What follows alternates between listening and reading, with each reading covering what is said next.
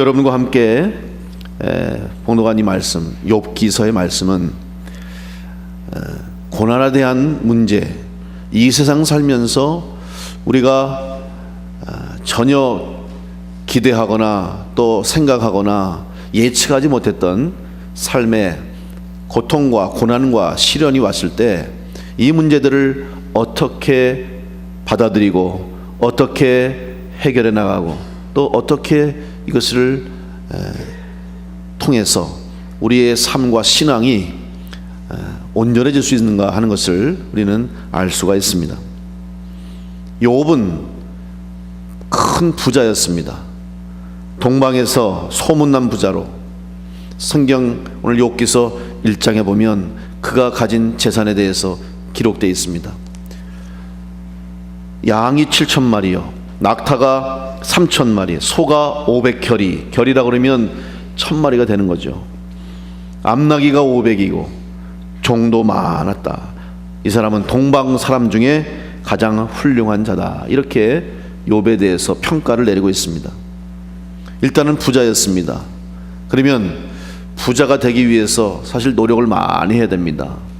또 부자 중에서는 자기가 더 많은 물질과 재물과 소유를 갖기 위해서 다른 사람을 짓누르고 짓밟고 다른 사람 것을 빼앗아야만 부자가 되는 그런 상황이 많기 때문에 좋은 평을 얻기가 참 어렵습니다. 그런데 욥은 그렇지 않습니다. 훌륭한 자다.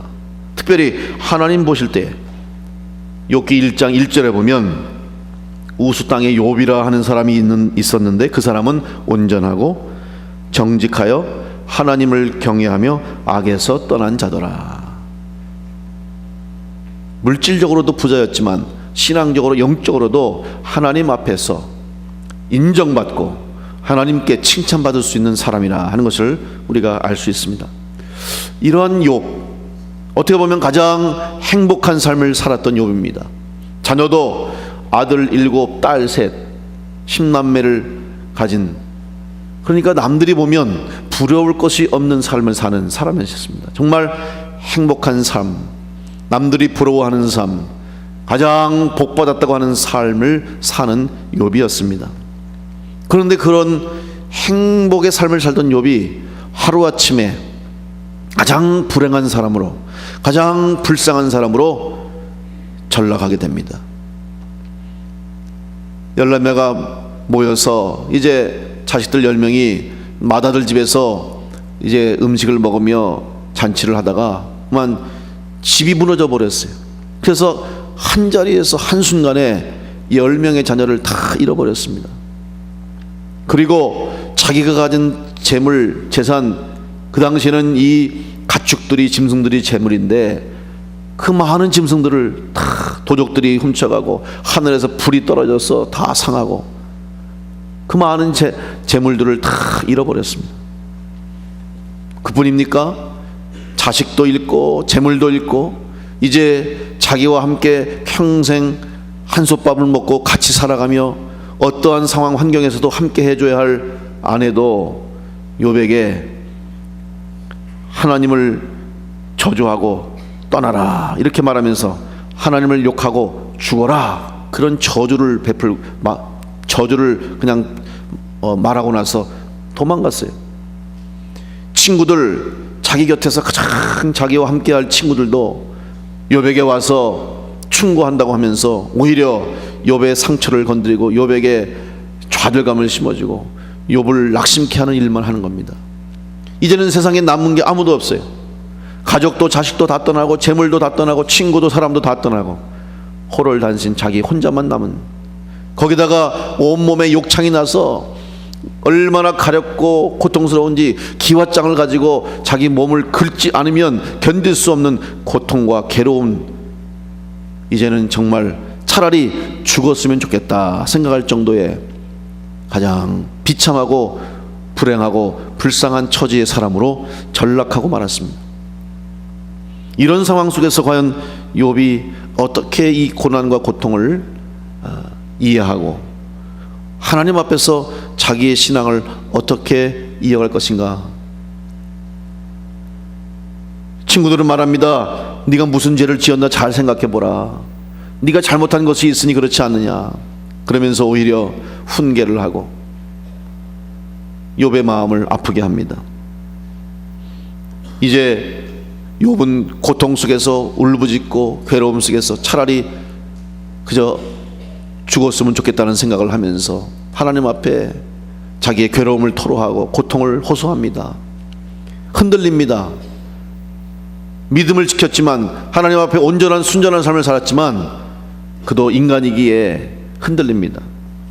그러나 욥은 이 고통과 시련을 견뎌내고 이겨냈습니다. 얼마나 괴로우면 그가 한 고백, 욥기 13장 24절에 보면 주께서 어찌하여 얼굴을 가리우시고 나를 주의 대적으로 여기십니까? 이런 고백을 해요. 하나님께 나를 돌보시지 않는다는 겁니다. 나를 생각하지 않으시고 오히려 나를 적으로 생각할 정도로 하나님 어떻게 이럴 수 있습니까? 하는 욥의 호소가 있는 것입니다. 그러나 욥은 하나님 앞에서 그가 가진 믿음을 끝까지 붙잡고 고통 속에서도 하나님의 뜻이 있음을 그가 믿고 마지막까지 견뎌냅니다. 사실 우리가 알 수 있는 것이 얼마나 됩니까? 욥은 지금 괴로운 게 몸도 아프고 사랑하는 가족도 다 죽고 떠나고 자기가 가졌던 재물도 다 잃어버려서 상실감 때문에 괴롭고 힘든 것도 있지만 더 불안하고 더 괴로운 것은 알지 못하는 거예요. 왜 이런 일이 생겼는지, 무엇 때문에 내가 이 고난과 고통을 당해야 하는지, 그리고 앞으로 어떤 일이 일어날지 아무것도 모른다는 것 하나가 욥으로 하여금 더 괴롭게 만들었던 것입니다. 여러분, 사람들은 세상에서 남들보다 많이 아는 것이 자기를 더 가치 있게 만들고 또 많이 알수록 남들보다 더 많은 것을 또 깨달을수록 그것이 힘이 되고 능력이 되는 걸 알기 때문에 배워나가고 또 알려고 애씁니다. 그래서 공부하고 자녀들도 가르치고 열심히 배워서 하나라도 더 알아야, 남들보다 더 많이 알아야 성공할 수 있고 더 좋은 삶을 살고 더 나은 삶을 살 수 있다고 하는 믿음 때문에 아는 일에 더 많이 알고자 애를 쓰며 살아갑니다. 그러나 아무리 우리가 많이 안다고 해도 우리가 다 알 수 있습니까? 우리가 아는 지식이 모든 것을 다 인간이 다 알 수 있습니까? 흔히 믿음을 이야기하면서 어떤 사람은 그렇게 말합니다. 알아야 믿겠다. 나는 아는 만큼 믿겠다. 그렇게 말하는 사람들 많습니다. 정말 아는 것만 믿고 사십니까? 신앙이 없는 사람도 알지 못하는 것도 믿고 사는 사람들이 많은데, 알지 못하는 것을 얼마나 많이 믿고 살면서 어떻게 하나님을 알면 내가 알고 내가 아는 만큼 믿겠다 하는 것은 참으로 어리석은 일이 아닙니다. 아닐 수 없습니다. 여러분, 알아서 믿는 것이 아니고 믿음을 가질 때 알게 되고 믿음의 눈으로 바라볼 때 깨닫게 되고 믿음을 가질 때 하나님의 지식과 지혜를 주실 줄로 믿습니다. 우리가 안다고 하는 것이 얼마나 한계가 있는지 깨닫게 됩니다. 오늘 욥은 자기의 삶의 이 고통 고난 속에서 과연 내가 이것을 어떻게 받아들일까? 자기가 모르는 일이, 모르는 상황이 왜 이유를 모른 채 당하는 고난이기 때문에 너무나 괴로웠습니다. 그러나 욥은 다시 말합니다.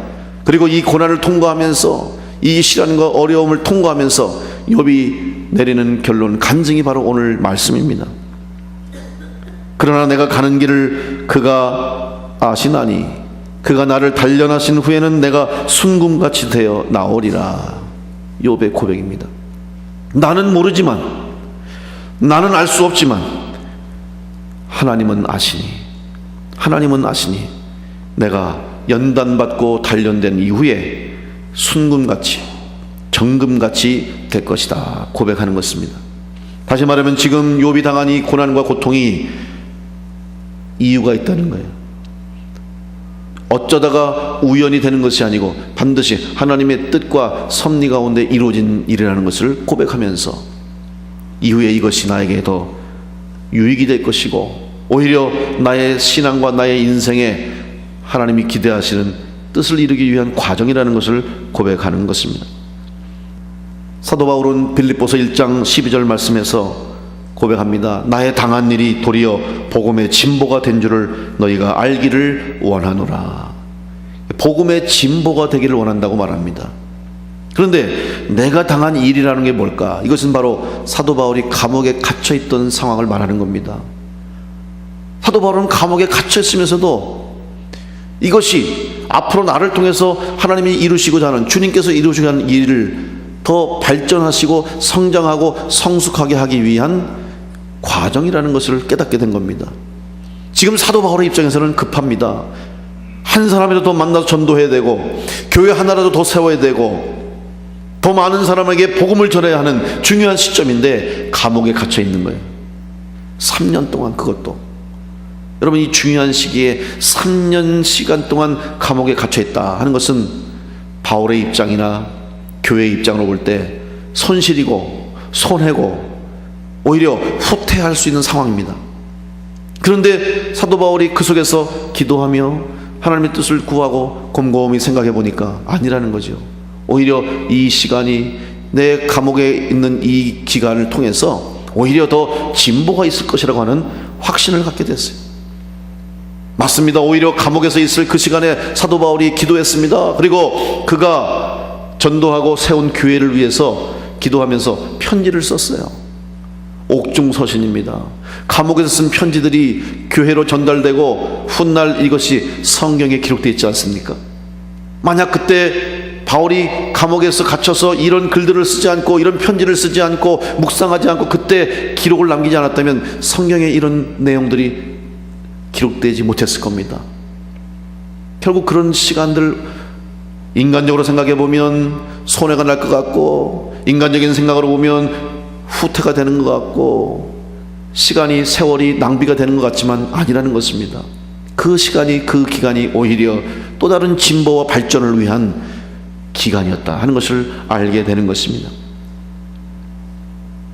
여러분, 오늘 우리가 욥이 당한 고난과는 비교할 수 없지만 어떠한 작은 아픔이든 또 감당할 수 없는 큰 아픔이든 시련이든 우리가 당하는 고난이 있는데, 그 고난과 고통 속에서 우리는 하나님께서 반드시 이루시고자 하는 계획과 섭리와 뜻 가운데 하나님의 일을 이뤄나갈 수 있는 그런 과정과 그 하나님의 섭리 속에서 살고 있음을 우리는 다시 한번 깨닫고, 여러분, 이 어둠의 터널을 통과할 수 있는 은혜가 있기를 간절히 축원합니다.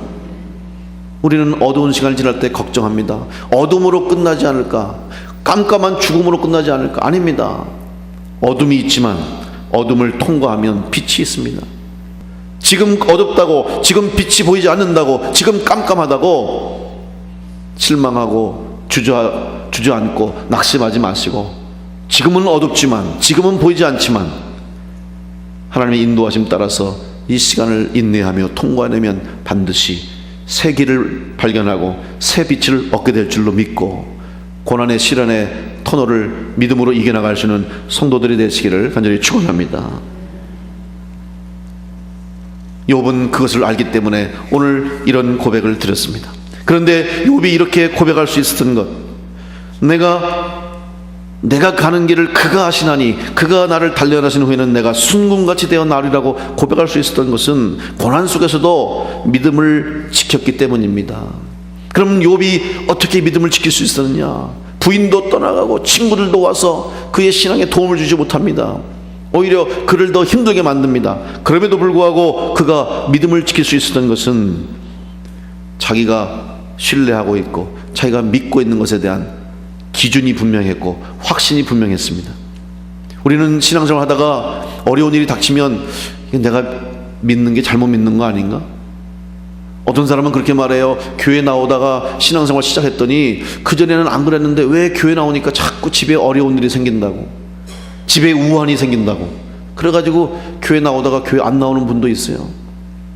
교회 나와서 우환이 생긴 게 아닌데, 교회 나와서 문제가 있는 것이 아닌데, 오히려 그 문제로 인해서 그 가정에 제거되어야 하고 그의 삶 속에서 정리되어야 할 것을 하나님이 정리하시기 위해서 필요한 과정인데, 그걸 못 견디고 참지 못해서 낙심하고 실망하고 믿음을 잃는 사람들을 많이 보게 됩니다. 믿음을 지킬 수 있어야 돼요. 그럼 믿음은 첫째는 바라보는 것이지만 또 하나는 잡는 거예요. 믿음은 흔들림이 없이 잡아야 돼요. 이 믿음을 놓치면, 믿음의 생활, 믿음의 삶을 놓쳐버리면, 그러면 걷잡을 수 없이 마치 태풍이 불 때, 바람이 불어칠 때 그걸 잡고 있어야 사는 거예요. 놓치면 죽습니다. 토네이도가 미국의 중남부지방 중심으로 해서 이제 해마다 일어나는데, 여러분 토네이도는요, 여러분 다 뉴스에서 보시면 알겠습니다만은 그냥 도시 전체를, 집들을 그냥 싹 쓸어가요. 나중에 토네이도가 훑고 간 곳은 보면 그냥 집 터만 남아있어요. 쓰레기만 남아있어요. 얼마나 강력한 바람인지 몰라요. 우리 인생에 때로는 이런 토네이도 같이 아무것도 남기지 않고 싹 쓸어가려고 하는 악한 영들의 시험과 또 우리를 향한 이 환난이 올 때가 있다는 거예요. 그때에도 살아남을 수 있는 것이 있는데 바로 피할 수 있는 곳이 있어야 된다. 피해서 이 바람에도 흔들리지 않고 그 자리를 지키는 자가 살아남는 거예요. 어디로 피해야 됩니까? 토네이도가 있는 지역에 사는 도시들은 집에 반드시 지하 피난처를 만들어 놓습니다. 그래서 토네이도가 왔다고 신호가 오면 다 뛰어내려가서 그 지하실로 들어가서 쇠로 된 문을 탁 걸어 잠그고 그 속에서 가만히 기다리는 거예요. 아무것도 할 수 없어요. 그냥 기다리는 거예요. 그런데 그곳으로 피하러 올 때 어떻게 피하는지 아십니까? 기본적인, 그 속에는 항상 그래서 기본 식량을 갖다 놓지만 거기에 뭐 가지고 갈 시간이 없어요. 야, 집에 있는 거, 내가 아끼는 거, 좋아하는 거 이것저것 챙기고 이것저것 가지고 들어가려고 하다가는 큰일 나는 거예요. 몸만 가지고 숨는 거예요. 여러분, 고난을 당할 때, 어려움을 당할 때 무엇을 우선으로 생각할 것인가? 그리고 내가 지금 어디에 숨어 있고 어디에 피신해 있고 무엇을 붙잡고 있는가를 생각해야 됩니다. 오늘 우리가 이 세상에서 말할 수 없는 시련과 환난의 폭풍을 만났을 때 우리는 하나님께 피해야 할 줄로 믿습니다. 하나님의 날개 아래 피해야 될 줄 믿습니다. 하나님의 품 안에 들어갈 때 하나님이 보호해 주실 줄로 믿습니다. 그래야 우리는 믿음을 지키는 거예요. 믿음을 지키기 위해서 우리는 확신을 가지고 지켜나갈 수 있어야 됩니다. 그러면 그 기준이 무엇인가? 욥이 어떻게 그 말할 수 없는 고난과 고통 속에서 믿음을 잃지 않고 믿음을 붙잡고 이 어려움을 이겨낼 수 있었냐? 그것은 바로 하나님 말씀에 대한 확신이 있었습니다. 다시 말하면 하나님을 믿음으로, 하나님이 주신 말씀을 의심하지 않고 내가 지금 믿고 있는 이 믿음, 하나님을 향한 이 믿음이 절대로 잘못된 것이 아니라고 하는 말씀에 대한 기준을 세웠다는 겁니다. 오늘 말합니다. 11절 12절에서 욥이 고백합니다. 내 발이 그의 걸음을 바로 따랐으며 내가 그의 길을 지켜 치우치지 아니하였고 내가 그의 입술의 명령을 어기지 아니하고 정한 음식보다 그의 입의 말씀을 귀히 여겼도다. 하나님의 말씀을 그 무엇보다도 귀중하게 여기고 믿음을 지켰더니 이 시련과 어려움, 어둠을 통과했다는 욥의 고백인 것입니다. 여러분, 무엇을 여러분의 삶의 기준으로 삼고 있습니까? 오늘 우리 성도들은 하나님의 말씀을 내 생의 삶의 기준으로 삼을 때 우리가 이 세상의 흐름에, 세상의 시험과 시련에 떠내려가지 않고 휩싸이지 않고 믿음을 지키는 자가 될 줄로 믿습니다. 말씀이 기준이 되어야 됩니다. 오늘 주일, 거룩한 주일 주님 앞에 나와 예배하는 거, 여기 왜 앉아 계십니까? 이번에도 연휴 아닙니까? 금요일날, 한글날 쉬는 날, 토요일날 쉬고 주일, 오늘까지 또 3일 연휴예요. 사람들이 다 들로 산으로 놀러가고 자기들 일 보러 다니는데 주일날 이 시간에 여러분 왜 앉아 계십니까? 말씀이 여러분의 삶의 기준이 되기 때문에, 주일은 하나님 앞에 드리는 날이요 주의 날이기 때문에 예배하고 그걸 최우선으로 삼고자 하는, 그것을 아는 지식이 있고 믿음이 있기 때문에 오늘 이 자리에 와서 예배하는 겁니다. 이것이 기준이 없는 사람은 시간 나면 예배하고 기분 좋으면 예배하고 시간 없으면 교회 안 나오고 기분 나쁘면 교회 안 나오고 예배 안 드리고 그렇게 사는, 그런 사람이 온전한 믿음 생활을 할 수 있겠습니까? 여러분, 말씀을 기준으로 삼는 성도들 되시기를 간절히 축원합니다. 기준이 바로 세워 있으면 흐트러지지 않아요. 어제도 북한에서 열병식하고 자기들이 힘이 있다, 무력이 있다 과시하려고 했잖아요. 수많은 군인들이 탁탁 행진할 때 줄을 착착 맞잖아요. 여러분, 그거 훈련하는 거 얼마나 힘든지 몰라요. 근데 훈련할 때 제일 먼저 하는 게 뭔지 아십니까? 기준을 세우는 거예요. 앞으로 진행하는 사람, 맨 그 우측에 있는 사람, 맨 앞에 있는 사람이 제일 중요해요. 그게 기준이에요. 그래서 여러분도 학교 다닐 때 해보셨잖아요. 군대 가신 분 다 아시잖아요. 뭐 우로바 그런 거 하잖아요. 행진하고 할 때. 예? 왜 하는지 아십니까? 근데 우로바 할 때 그 인사요, 격려인데 안 하는 사람이 있죠. 이 첫째 줄에 있는 사람들은 안 해. 왜? 옆을 보면은 옆으로 가거든. 앞에 보고 있어야 돼요. 다른 사람 다 격려해도 기준을 삼은 사람은 앞만 보고 나가야 되는 거예요. 그래야지 모든 사람들이 삐뚤어지지 않지. 격려한다고 다 같이 고개를 돌리면 엉뚱한 길로 우왕좌왕 흐트러지게 되는 거예요. 기준을 바로 세워야 돼요. 여러분의 기준, 여러분 신앙의 기준, 하나님 말씀이 내 삶의 기준이요, 내 신앙의 기준으로 바로 서지 않으면 흐트러지고 무너질 수밖에 없습니다. 그러나 말씀이 기준이 되고 말씀이 내 삶의 중심이 되어 서 있는 성도와 교회는 어떠한 시련의 폭풍이 와도 어떠한 환난과 어려움이 당해도 흔들리지 않고 꿋꿋하게 이 어려움을, 고난과 환난을 통과하고 이겨나가게 될 줄로 믿습니다. 우리 교회와 성도들이 그런 말씀을 기준으로 삼는 성도로 마지막까지 승리할 수 있기를 간절히 축원합니다. 욥이 고백할 수 있었던 것은 바로 말씀이 있었기 때문에 내가 이 어둠을 이겨냈습니다 고백하는 거예요. 두렵습니다. 어둠이 오면, 어둠이 찾아오고 시련과 환난이 오면 두렵습니다. 당연한 일이고 자연스러운 일이에요. 그리고 우리의 마음이 약해지는 거예요. 오늘 욥이 고백합니다. 16절에 하나님이 나의 마음을 약하게 하시며 전능자가 나를 두렵게 하셨느니 이는 내가 두려워하는 것이 어둠 때문이나 흑암이 내 얼굴을 가렸기 때문이 아니로다. 여러분, 어두워지니까, 어둠이 찾아오니까 두렵고 무서운 게 당연한 거예요. 그러나 이 어둠은 영원하지 않습니다. 이 어둠은 언제나 우리에게 그냥 어둠으로 덮여서 끝나는 것이 아니에요.